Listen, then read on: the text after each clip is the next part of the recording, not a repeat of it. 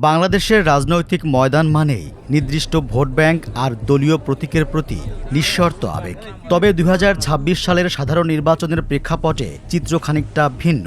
প্রথাগত এই দলীয় আনুগত্যের প্রাচীর ছাপিয়ে এখন আলোচনায় উঠে এসেছে সুইং ভোটার গোষ্ঠী। বড় দলগুলোর সুনিশ্চিত ভোটের লড়াই যখন সমানে সমান, তখন এই দোদুল্যমান ভোটাররাই হতে যাচ্ছেন শেষ হাসির কারিগর। তাহলে মার্কার রাজনীতি কি ফুরিয়ে গেছে? মোটেও না। বাংলাদেশের দলীয় প্রতীকের আবেদন এখনও অত্যন্ত শক্তিশালী। প্রতিটি বড় দলেরই একটি স্থায়ী জনভিত্তি রয়েছে, যারা প্রার্থীর গুণাগুণ বা পরিস্থিতির চেয়ে প্রতীক বা আদর্শকে বেশি গুরুত্ব দেন। এই ভোটাররা দলের কঠিন সময়েও বিচ্যুত হন না। কিন্তু ক্ষমতার পট পরিবর্তনের জন্য এই ভোটারগুলোই যথেষ্ট নয়। এখানে প্রয়োজন পড়ে সেই ভোটারদের যাদের কোনো স্থায়ী দলীয় তকমা নেই। সুইং ভোটার বলতে সেই সব ভোটারদের বোঝায় যারা কোনো নির্দিষ্ট রাজনৈতিক দলের আদর্শ বা ঐতিহ্যের প্রতি অন্ধভাবে অনুগত নন। তারা নির্বাচনে প্রার্থী, দলের প্রতিশ্রুতি, শাসন ব্যবস্থা এবং সমসাময়িক ইস্যু বিবেচনা করে ভোট দেন। তাদের ভোট একক কোনো বাক্সে জমা থাকে না, বরং নির্বাচনের ঠিক আগ মুহূর্তে তারা সিদ্ধান্ত পরিবর্তন করতে পারেন। ইংরেজি সুইং শব্দের অর্থ হল দোলা বা দোদুল্যমানতা। ঘড়ির পেন্ডুলাম যেমন এক পাশ থেকে অন্য পাশে দুলতে থাকে, এই ভোটারদের পছন্দ ঠিক তেমনই। পরিস্থিতি ভেদে এক দল থেকে অন্য দলের দিকে হেলে যায়। তাদের এই দল পরিবর্তনের ক্ষমতার কারণে নির্বাচনের ফলাফলকে যে কোনো একদিকে ঘুরিয়ে দিতে পারেন। তাই একে সুইং ভোটার বলা হয়। রাজনৈতিক বিশ্লেষক মহিউদ্দিন আহমদের মতে, সুইং ভোটাররা নানা বিবেচনায় এক এক সময় এক এক দলকে ভোট দেন। যারা কোনো পার্টিকুলার কোনো দলের গোড়া সমর্থক না, তারা নানান বিবেচনায় এক এক সময় এক এক দলের প্রার্থীকে ভোট দেয়।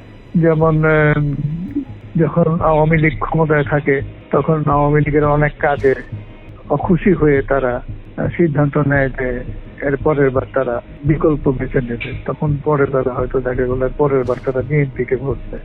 আবার বিএনপির ক্ষমতায় থাকাকালে যখন তাদের অনেক কাজে তারা অখুশি হয়, তখন তারা আবার চায় দল বদলাতে, সরকার বদলাতে, তখন তারা হয়তো আবার আওয়ামী লীগকে ভোট দেয়। এভাবেই চলে। ২০২৪ সালের গণঅভ্যুত্থানের পর থেকে দেশের তরুণ প্রজন্মের মধ্যে রাজনৈতিক সচেতনতা তুঙ্গে। তারা পরিবার বা ঐতিহ্যের সূত্রে প্রাপ্ত দলীয় পরিচয়কে গুরুত্ব দিচ্ছেন না। তাদের কাছে মুখ্য হল বাক স্বাধীনতা, কর্মসংস্থান এবং ডিজিটাল নিরাপত্তা। শহুরে শিক্ষিত মধ্যবিত্ত গোষ্ঠী সাধারণত সুশাসনের প্রত্যাশী। তারা দুর্নীতিমুক্ত প্রশাসন এবং দ্রব্যমূল্যের ঊর্ধ্বগতি নিয়ন্ত্রণে যে দল কার্যকর ভূমিকা রাখতে পারবে তাদের ভোট দেওয়ার পক্ষপাতী।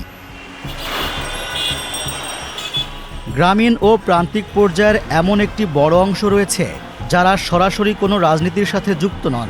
যে দল তাদের জীবনযাত্রার মান উন্নয়নে তাৎক্ষণিক ভূমিকা রাখে, তারা সেদিকটায় ধাবিত হন।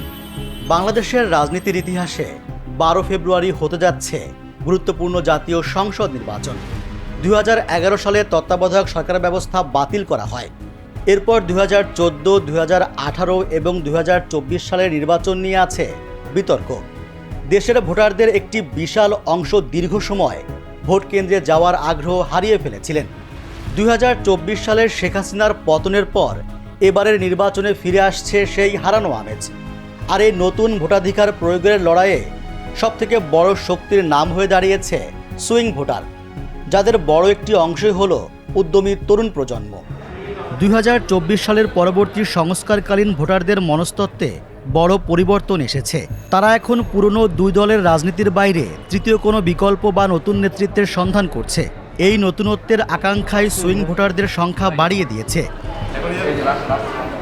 নির্বাচন কমিশন থেকে শুরু করে বিচার বিভাগ ও পুলিশ প্রশাসনে যে সংস্কারের দাবি উঠেছে, সুইং ভোটাররা সেটি গভীরভাবে পর্যবেক্ষণ করছেন। কোন দল এই সংস্কারগুলো স্থায়ী রূপ দিতে প্রতিশ্রুতিবদ্ধ, তার উপর ভিত্তি করেই তারা সিদ্ধান্ত নেবেন। যখন বড় দলগুলোর নিজস্ব ভোট ব্যাংক প্রায় সমান সমান হয়ে যায়, তখন ৫ থেকে ৭% সুইং ভোটাররাই জয় পরাজয়ের ব্যবধান গড়ে দেয়। এবারের নির্বাচনে এই ভোটাররাই হবেন বড় রাজনৈতিক দলগুলোর তুরুপের তাস। কার্যক্রম নিষিদ্ধ আওয়ামী লীগ এবার জাতীয় সংসদ নির্বাচনে অংশ নিতে পারবে না। ফলে তাদের ভোটারদের নিজেদের দিকে টানতে রাজনৈতিক দলগুলো সচেষ্ট। যারা সফল হবে তারাই ভোটের ফলাফলে প্রভাব বিস্তার করতে পারবে। তবে রাজনৈতিক বিশ্লেষক মহিউদ্দিন আহমদ মনে করেন, আওয়ামী লীগের সমর্থকেরা এবার ভোট দিতে কেন্দ্রে যাবেন না।